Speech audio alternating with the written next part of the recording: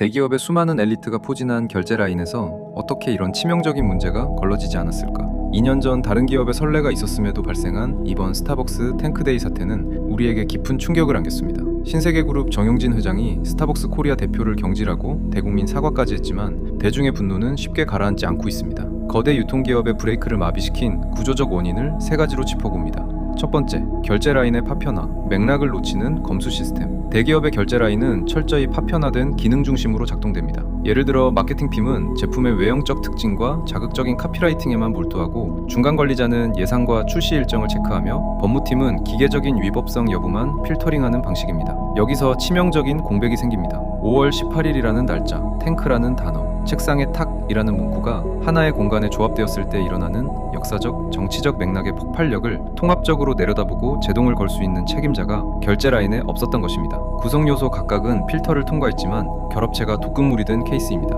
2. 실무진의 인터넷 밈 오염과 경영진의 관행적 결제. 아무리 결제 라인이 파편화되었다고 해도 5월 18일과 탱크라는 키워드를 연결시켰다는 것은 하부 구성 요소에서 걸러져야 할 부분입니다. 그럼에도 통과가 된 원인으로 최근 마케팅 업계의 골칫거리인 일부 실무진의 지하 인터넷 커뮤니티 문화 오염도 생각해볼 수 있습니다. 역사적 비극을 조롱하기 위해 쓰이는 은밀한 코드를 일부 실무자가 고의 혹은 중과실로 주류 마케팅에 침투시키는 사례가 발생하고 있습니다. 반면 최종 승인 권한을 가진 경영진이 이러한 하부 문화의 교묘한 맥락을 전혀 모르거나 실무진의 판단만을 믿고 관행적으로 결제를 했을 경우 대기업 결제서는 아무런 방어벽이 되지 못합니다. 하지만 본부장과 대표이사의 세대가 최소한 X세대 또는 베이비 부머 세대임을 감안하면 5.18과 탱크라는 단어를 연관시키지 못했다는 점도 납득이 어렵기 때문에 마케팅팀의 기획만을 믿고 천발로 열어보지 않은 채 관행적인 결제를 하지 않았을까 하는 합리적 의심이 듭니다.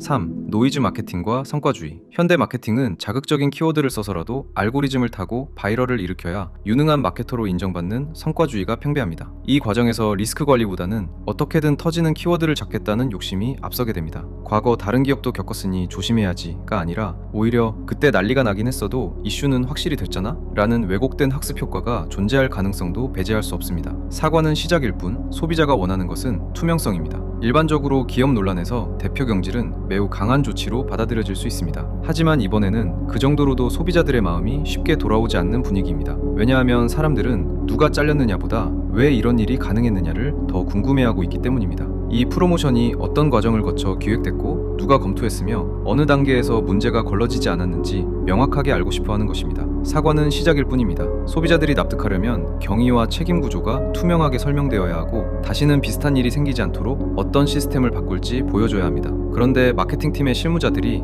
핸드폰 제출을 거부했다는 언론 보도를 보면 신세계 측의 철저한 진상조사가 이루어졌는지에 대한 의구심이 들 수밖에 없습니다. 기획자들의 고의성 여부는 실무자들의 핸드폰과 사내 메신저를 통해서만 규명할 수 있기 때문입니다. 현대 소비자들은 단순히 제품이 좋다고 구매하지 않습니다. 브랜드의 철학과 역사의식을 중요한 구매 기준으로 삼습니다. 특히 스타벅스처럼 일상에 깊이 들어온 브랜드라면 행사명 하나도 사회적 감수성과 분리해서 볼 수 없습니다. 기업은 화려한 할인 혜택보다 먼저 우리가 결코 잊지 말고 기억해야 할 날짜가 있다는 사실을 더 무겁게 바라봐야 할 때입니다. 이상 이기적 기자의 기적의 칼럼이었습니다.